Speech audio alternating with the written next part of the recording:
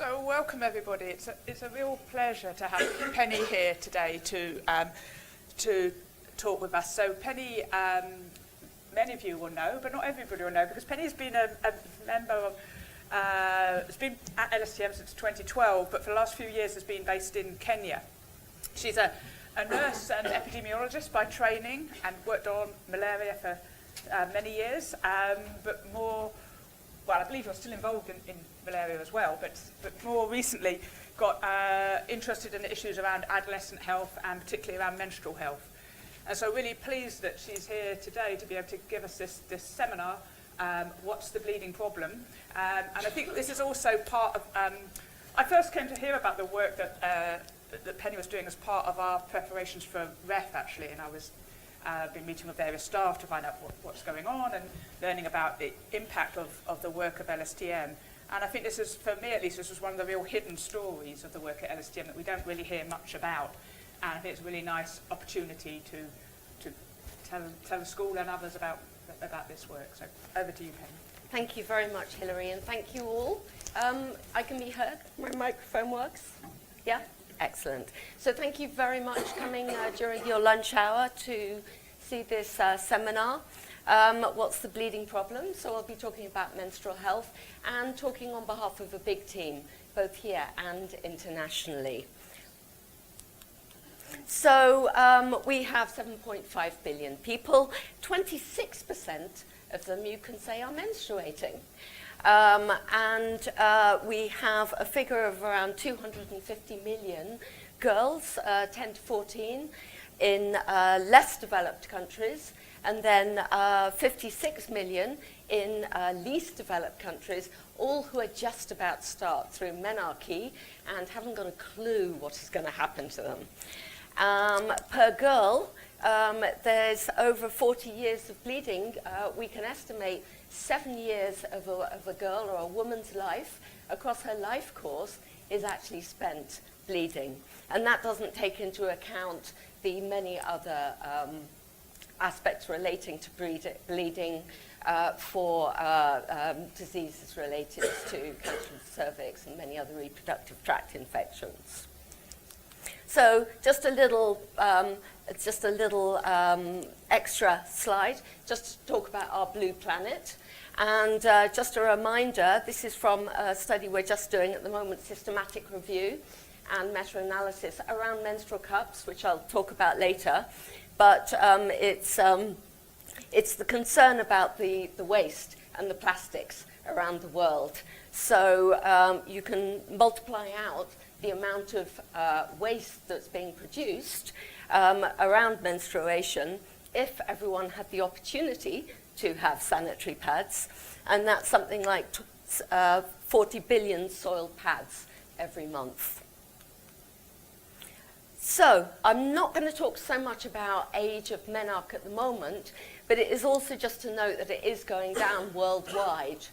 So it'll not be 40, it'll be 41, 42, 43, you know, the extra years, but also there are very important health implications worldwide.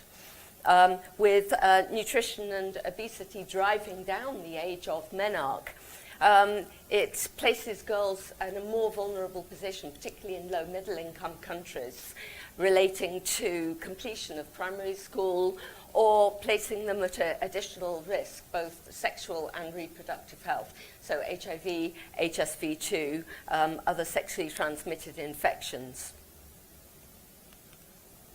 So if we go to education as well as health and think about the effects potentially that menstruation or other drivers that prevent girls from staying at school, what we see is that the studies to date show that school is a social vaccine.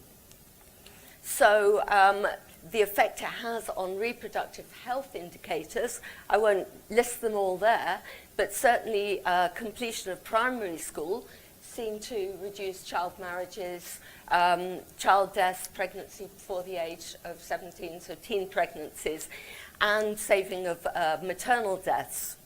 And of course, if you can get girls to go to school right the way through to secondary school, you further improve health and reproductive health worldwide.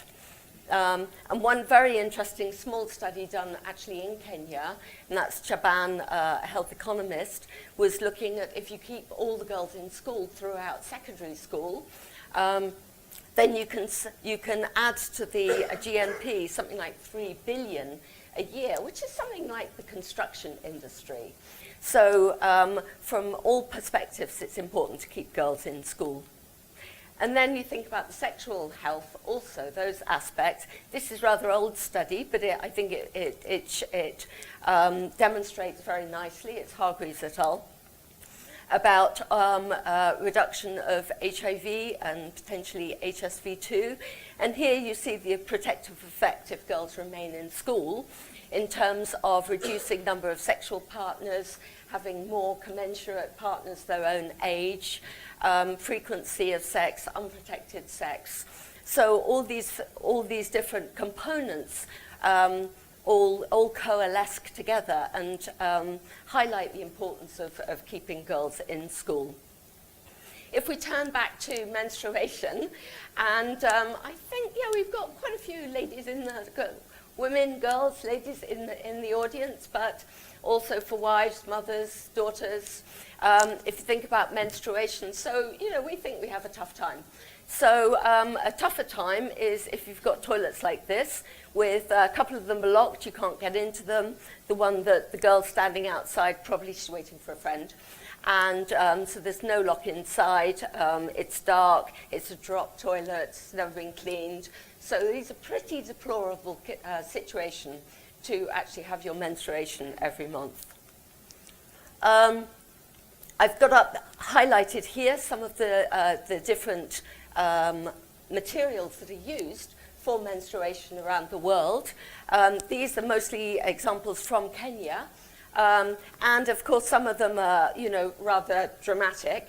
And the more general ones are things like toilet paper or tissue or pages from a book or newspaper if cloth isn't available. The more dramatic ones here are, this is goat skin, soil, and chicken feathers. So this is up in the north of Kenya. So the girls with absolutely nothing just sit naked for a few days until their period finishes. They're very lucky if they are given goat skin, which is kind of cured. And it's rather hard, but it does the job of absorbing blood. Or else it's chicken feathers or grass. These are some quotes related to using grass. So what is good menstrual management around the world, both in Western countries, European countries, and in low middle income countries? This is the definition that has been in operation since 2012, but it's evolving. So the importance of menstrual supplies and both pads and cloth, underwear or cups, other supportive materials like soap. I mean, these are really obvious things, right? And how to ensure that they can use the materials safely and correctly. And then here, water and sanitation facilities available, you know, for changing and cleaning. And then just puberty education and information about what is normal, what is abnormal. So when we started our group of studies, the first one was a pilot study. We were lucky enough to get a joint global health trials grant. But for a pilot study, because there was a bit of nervousness about the idea of using menstrual cups, and certainly where the water and sanitation is so compromised in rural Kenya. But so these are the stories, you know, the girls were reporting just at baseline in focus group discussions, and putting all the publications underneath, but you're very welcome to come and see us afterwards. Everything's open access. So the health component, the psychosocial inability to deal with schooling and succeed, absence during schooling. And then the one that most surprised us at the beginning of our studies was how the girls were so openly saying that they were involved with transactional sex. That the parents only had money for a small amount of items, maybe none at all. So they were basically going to the boyfriends, going to whoever they could to get some money just to earn a little bit of money to be able to have some pads for their period. So at the same time, we did a large-scale study. Actually, we piggybacked onto a large-scale study by CDC and Kemery, and that was about 7,000 women. And so we added some questions, and the questions were about use of products. So what you'll see here is that, you know, it's about a third to a half of women within these impoverished communities actually very much depend on the male to be able to have anything, any pads. And then with regard to transactional sex, here you see that it occurs across the life course, but particularly what we were seeing is the clustering in the very young girls. So this is from 13, you know, this is at the age 15, and those are the ones that actually report it. So, you know, one assumes there's underreporting for these types of activities. So we started our study. It was 2012-13, and it was a 3-arm open cluster randomized study. It wasn't a full trial because we were piloting. And in 30 schools in rural Western Kenya, and targeting the primary school girls from 14 to 16 with 250 per arm. And the usual eligibility, plus of course menstruating, and following them up over time and looking at outcome indices. And the three arms are menstrual cup, slightly smaller than that one, and the cup, and the usual practice, and the sanitary pads. So the menstrual cup, very briefly, this particular one is British, but there are 140 now around the world. So it's really taken off in the last 5 to 10 years, with many millions of users. This one is FDA approved, which is the reason we used it, and ISO standards. So obviously in the training, the girls will be trained adequately to use, to try to maintain hygiene. And there was, at the time, there was one toxic shock syndrome related to one particular type of cup that's found in Canada, a woman with autoimmune disease. So baseline, looking at the water and sanitation conditions, because that's the thing everyone worries about in these types of studies. You know, is it dangerous, you know, and first do no harm? So the water and sanitation conditions in these types of schools is not good.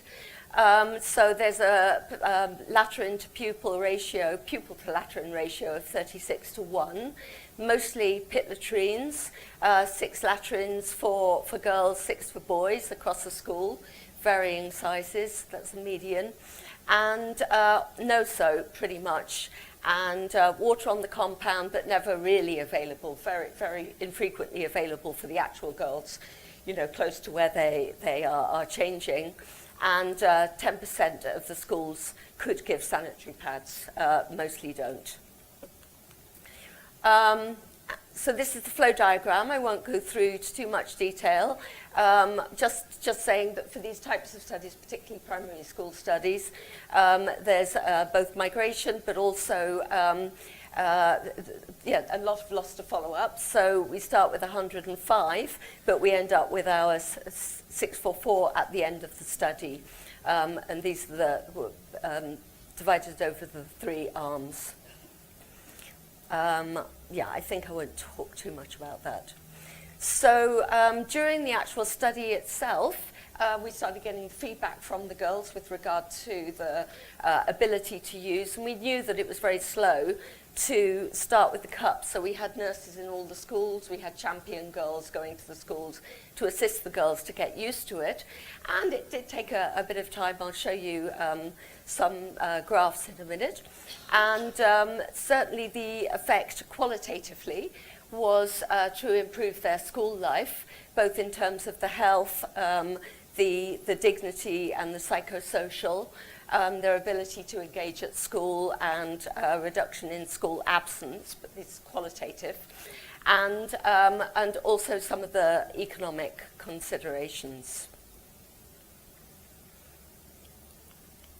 Uptake of the menstrual cup. This is just showing here using survival analysis This is 0 when the cups were given out. The red line is self-reported information about using the cups, and the blue line is cup colour change. So we followed up the cups because, you know, we didn't know would they all be eaten by rats.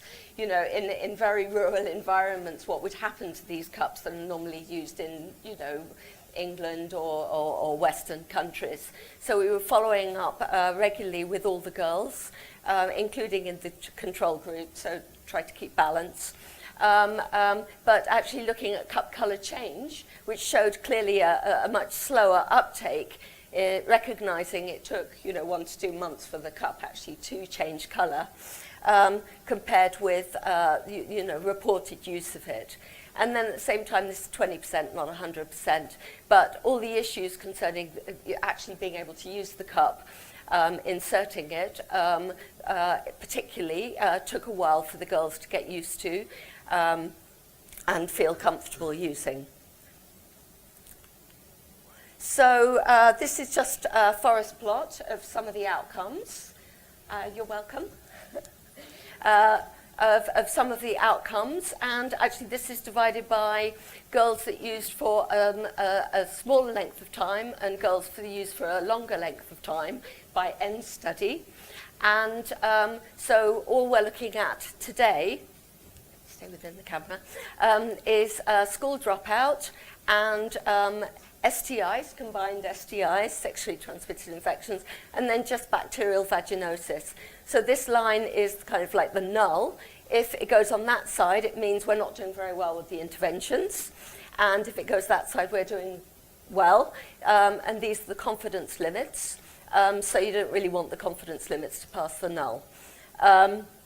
So what you see is for school dropout, actually it looks almost like the reverse for early use of the interventions.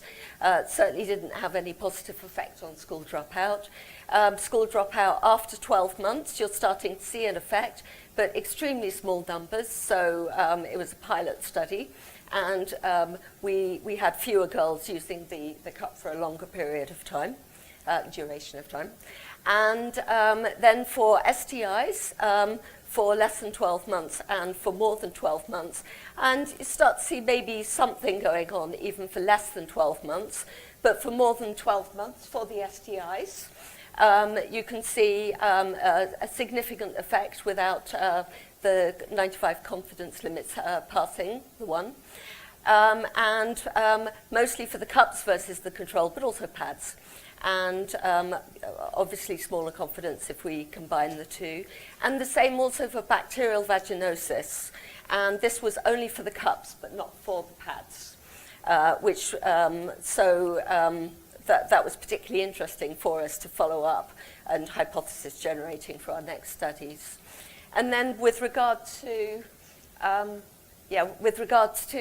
just looking at the safety of using cups or pads in this study area, we went to all the health facilities, followed up with the girls' names, and no severe adverse event taking the girls to the hospitals or the facilities.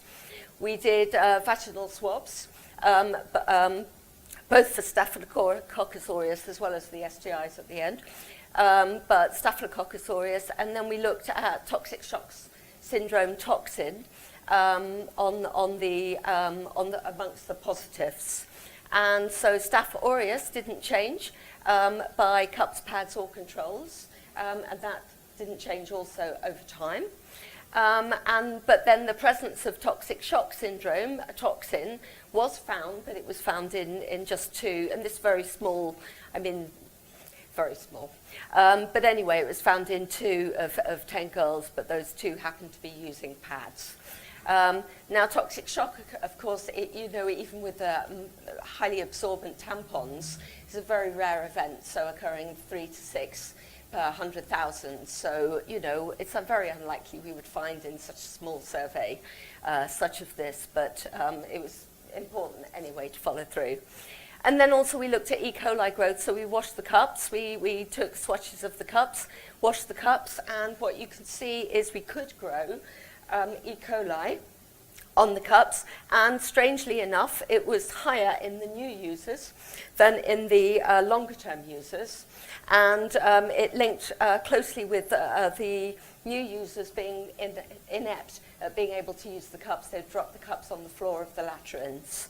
So closely related to the training and to the poor facilities.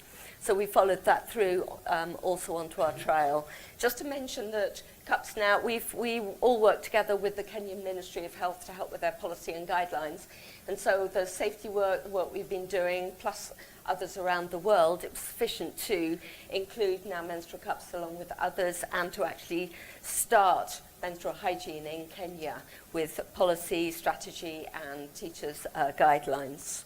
We were also able to do the same in India with a UNICEF study. It was more of a descriptive study. It wasn't an intervention study, but we worked with them also to get their menstrual hygiene management with many different partners around India. So I'll only just briefly mention in India a couple of the relevant things coming out of the studies. That was in Chhattisgarh, Tamil Nadu and Maharashtra. And one of the things different from Africa was the pervasiveness of menstrual taboos really affecting girls' lives and their inability really to do anything during menstruation.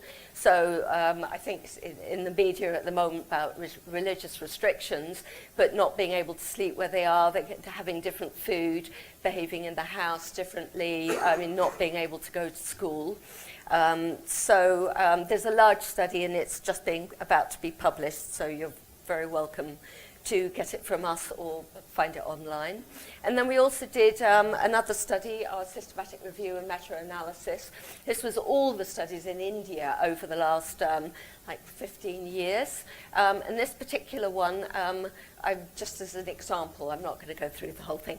This is just an example, and this is just actually highlighting the taboos. So these are the studies, this is the time these studies were conducted, and this shows absolutely no change in the taboos across the studies in India over time.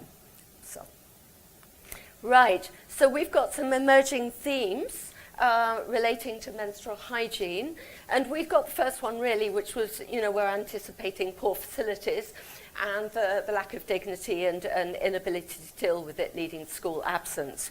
But actually what was also was emerging was the important theme around sexual and reproductive health risks. So, which also is a bit like a cascade. So it's starting in poverty and then leading to poverty. Now, this isn't a very good theory of change. I think there was a lecture on it last week. But anyway, this is work in progress, but it's showing these 4 different columns about ignorance, stigma, and shame related to lack of information or lack of ability to deal with the period, girls' and women's period, or the inability to concentrate because of those situations, driving absence and contributing to dropout or as a woman, work loss. And then on this side, it's the lack of resources and the vulnerability to coerced sex, and the lack of materials also causing urogenital BV and other infections, so leading to sexual and reproductive harms which both interlink with each other, leading to decreased equity and economic potential, and perpetuating the cycle. So, yes, so as you can see with the WHO sexual and reproductive health framework, it would fit in across many of these. So we're working with WHO now to include menstrual health in this. And also the Sustainable Development Goals. I think everyone immediately thinks about education, but also it ticks a number of these other boxes related to water and sanitation, health, equity, economic growth, and inequalities. So now we are currently conducting a randomized control trial, much bigger study, some 4,000 girls in 96 schools across rural western Kenya. And so in a huge area of 2,500 square kilometers. I won't go into huge detail, but it's also going to be published hopefully quite soon. It's, so the protocol will be published. It's a 4-armed randomized controlled trial with about 4,000 girls in 96 schools. Schools the cluster unit for allocation, and girls the unit of measurement following individual girls over time. Similar inclusion to the primary school girls, but without any age. But now we've got hard outcomes, hard biological outcomes. So we're looking at HIV, HSV2, and then dropout over the course of the study till they reach Form 4. This is in high school, so that's the final exam, final year. Secondary outcomes related to sexual and reproductive health measures, and then individual incident, HIV, HSV2, and the dropout, absence, other school measures. And then we're looking at cash-related violence, menstrual TSS, if it occurs, and then cup contamination, and anything emerging. So we're looking to see if it significantly reduces as a composite deleterious outcomes, compromising girls' and women's lives. And by the same funder, the Joint Global Health Trials funding. The teachers in all the schools have helped with the randomization, which very much keeps them with buy-in and keeps them involved. Flowchart, this is really just to say it's like a military maneuver. You know, working in these environments with so many schools, we have about a team of 50 working in the field, so all aspects related to the training, recruitment, of the actual interventions, the cash transfer, of course, never turns out quite as you think it's going to be, so it's been quite a logistically heavy trial to set up and run. But we're all on track. So we've got our 96 schools, and we started off with a population over 4,000, and we've just done our interim follow-up earlier on this year.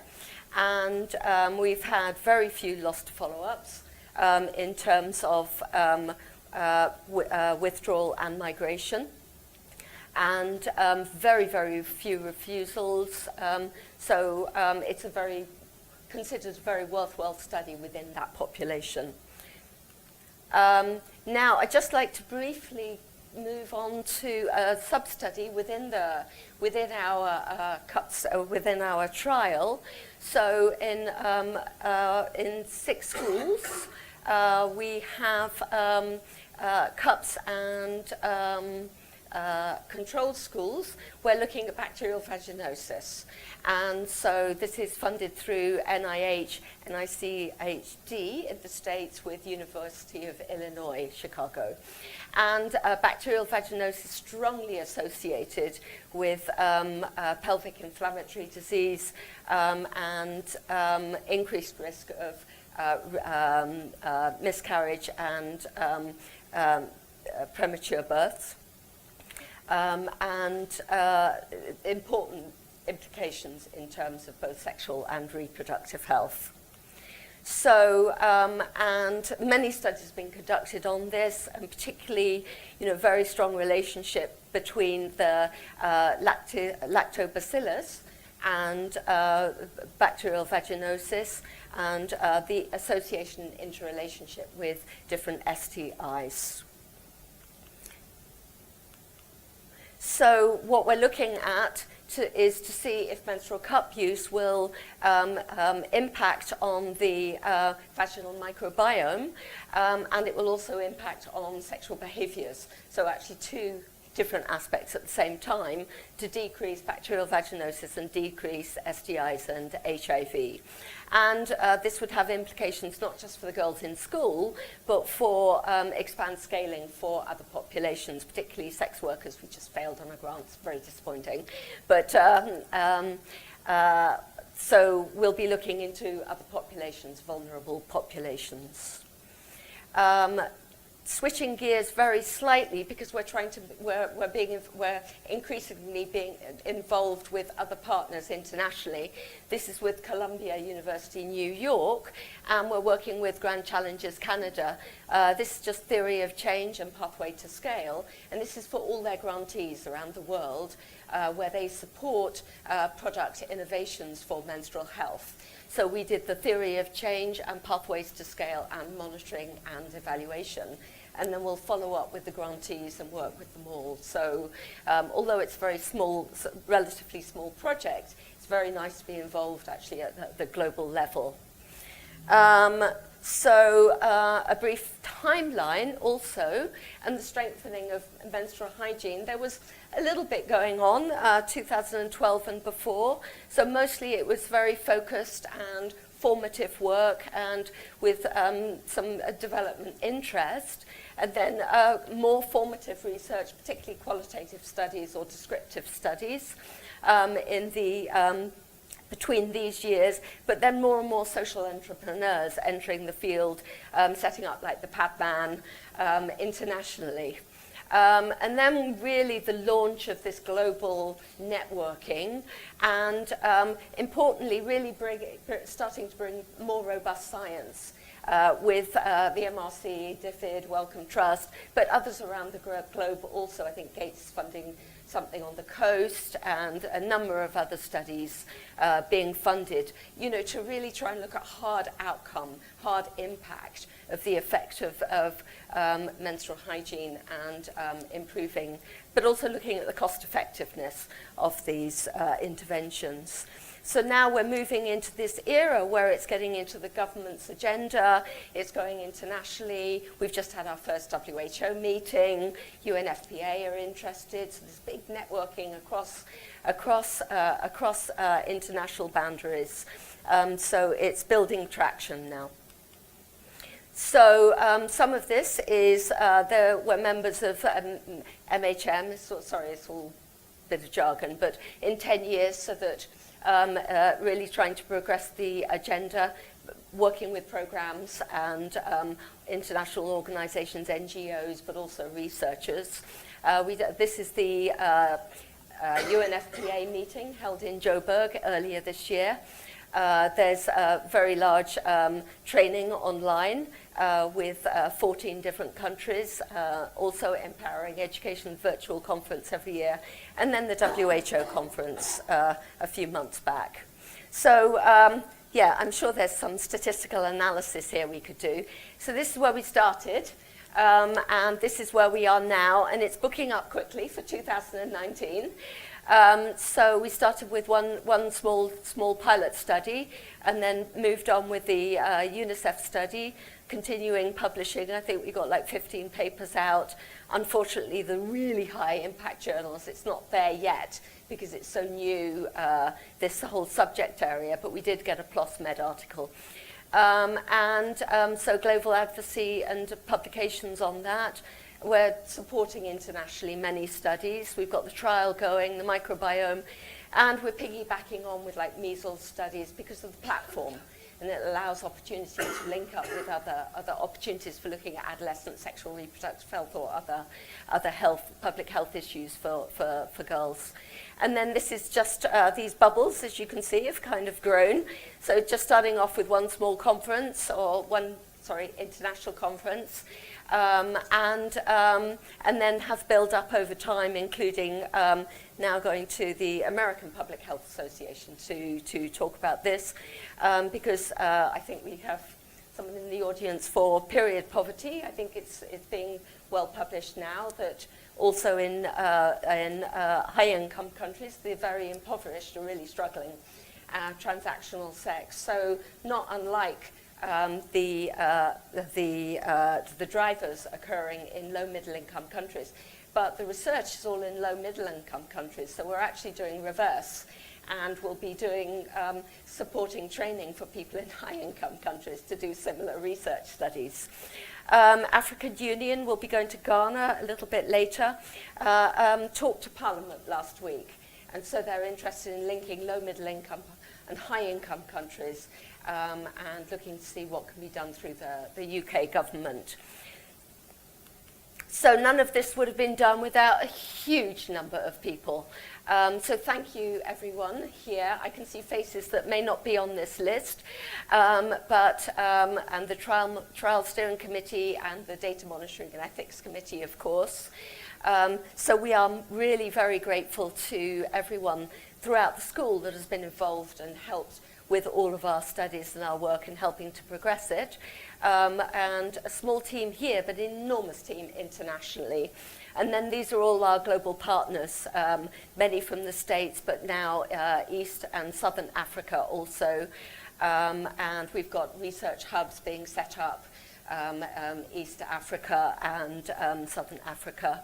And that is it. Thank you very much.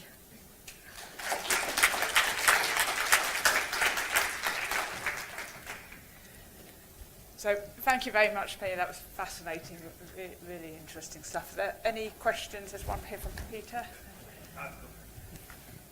I assume that the details of manufacture of the devices is important, both the material but also then the way in which it's moulded. Yes. And so I wonder what regulatory framework is there for that type of thing, for quality control? It'll obviously vary from country to country, but is it recognised at all? I think that's so. Is it on? Yeah, that's really important. So the WHO meeting focused on standards and regulations because we've got actually two different dynamics going on. One is that it's a perfectly good device, but it's unaccepted because there's no regulatory standard in the country.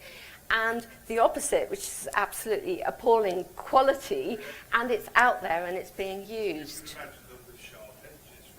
Yes. Yeah, exactly. So that's the cup, but I think we could equally, I won't go into it, passionate, but I won't go into it. So it's the reusable pads. So there are different companies around the world setting up, very large companies.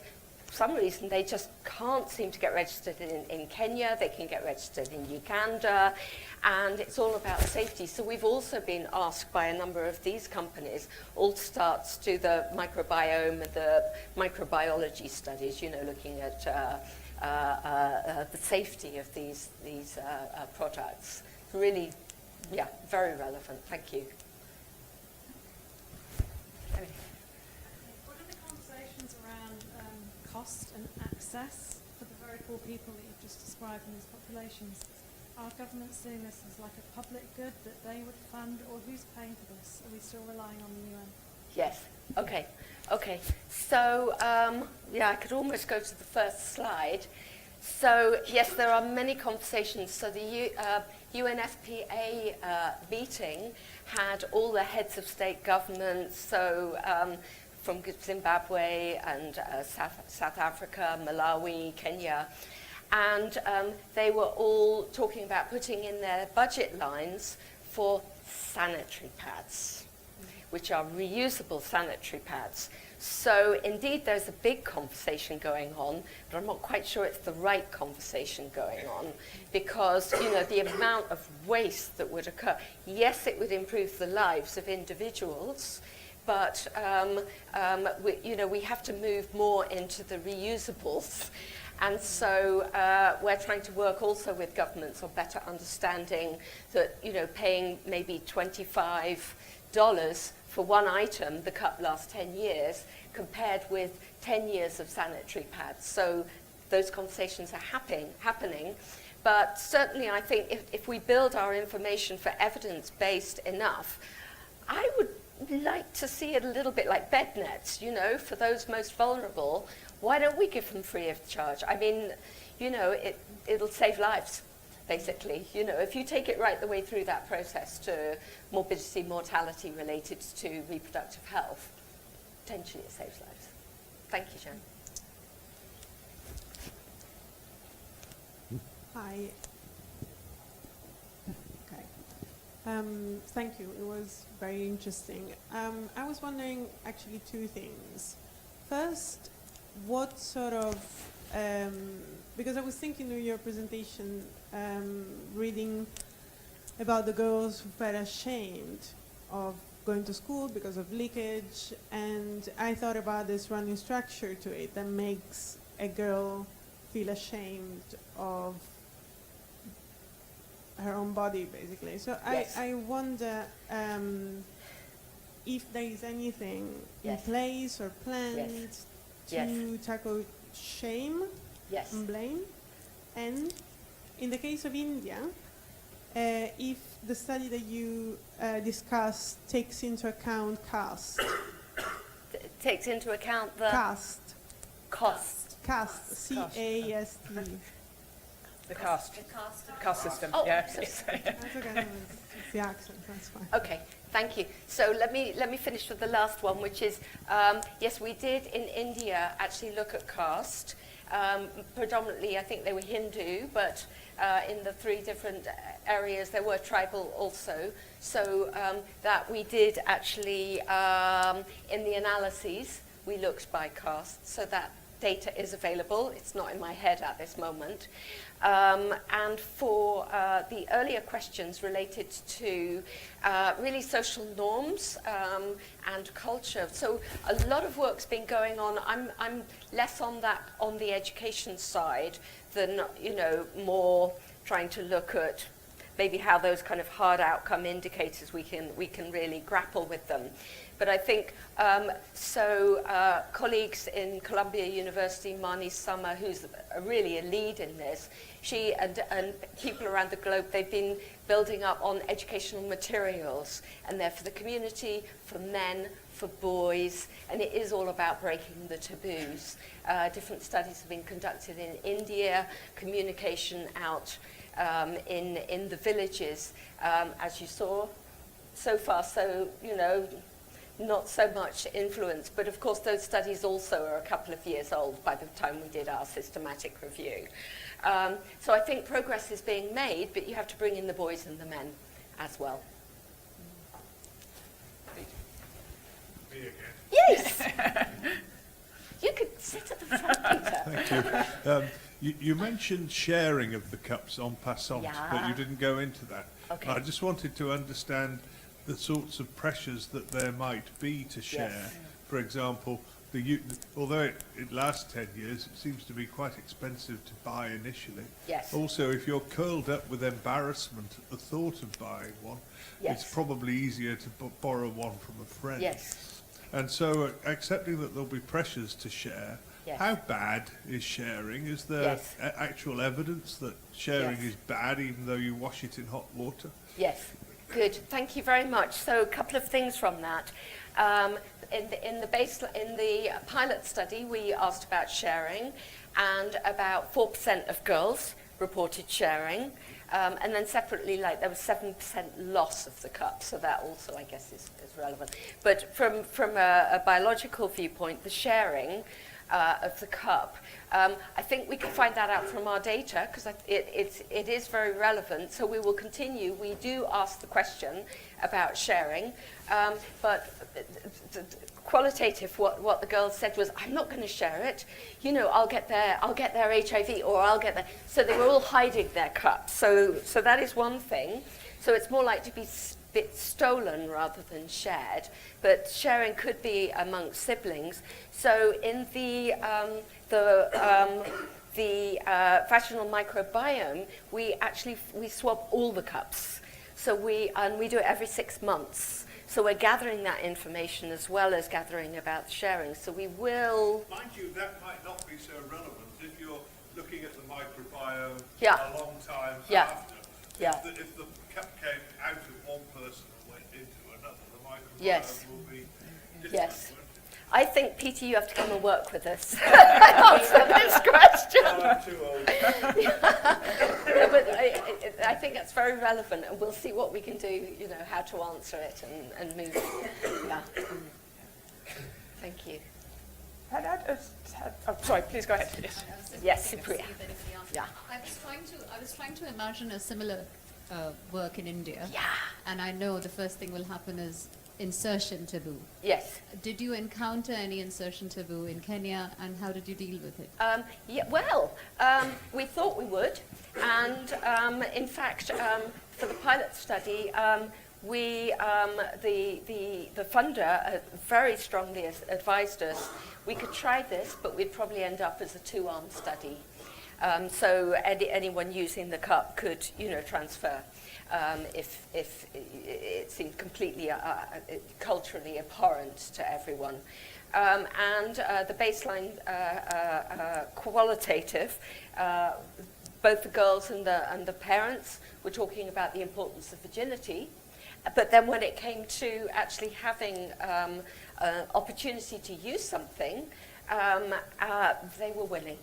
So it was not a deterrent. The deterrent was really more physical, of having trouble getting it in at the beginning, understanding the folding of the cup and the insertion, and you're in a tiny little toilet and there's no door, and so you're holding it, doing this, and you're trying to get it in, and you've never done it before, and it's dark.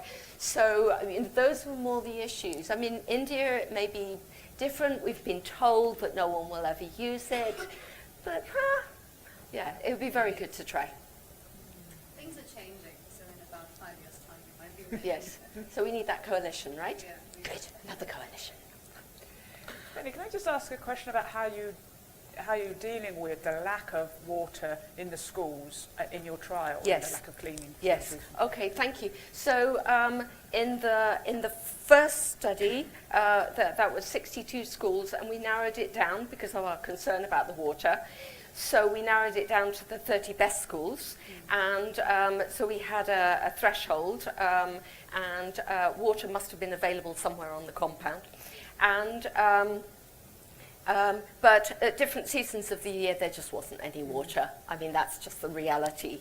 So girls were bringing in their own little bottles of water. Okay. Yeah. So that was one thing. And we did do hand surveys, and, it was more difficult to do observational, but, reported hand cleaning. And, they reported they had good hand cleaning. So really for us, the outcome was actually those, biological markers of, is this a disaster or not? And so the girls now in the cup group, yes, we say bring along your water, and we can provide more guidance really on dealing with water shortage, and both at home and at school. Any further questions? Hannah, would you like to ask a question? No.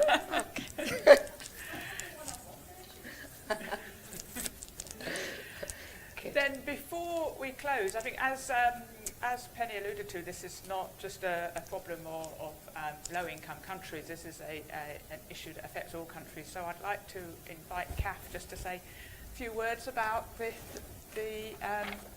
charity in the red box. Yeah, so I've got some flyers on my table, and I'll put some posters up.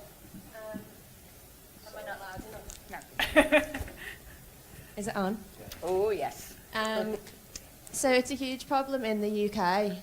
So this charity, the Red Box Project, they link up with schools, and basically you just fill up a big box with sanitary items. Unfortunately, they don't take moon cups just because they don't have enough people to go and do a lot of training in the school. So it's just pads and tampons and underwear as well.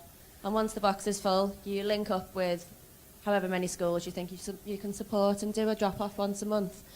So we're going to get some boxes and put them around the schools. So. Thanks, Kath. So I think it just remains for us to thank Penny once again for a really illuminating seminar. Thanks very much.